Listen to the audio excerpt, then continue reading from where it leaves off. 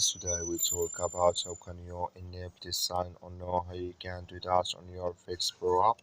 We go to figure out the solution or know how you can do that on your app. So you just follow this ways and it's going to work with you. All you have to do so you just go down, you click here on more down here. When you just click here on more, it's going to take you to this list. It's going to show for you like this here. So then all you have to do now, you just click here on notification settings, just click on it.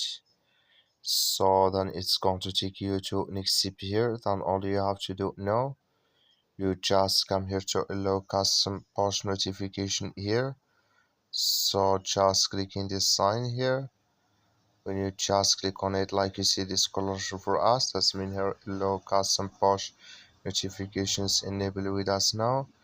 So that's all you have to do. I wish you a great that's all. Thank you for watching. Don't forget to support us by liking and subscribe.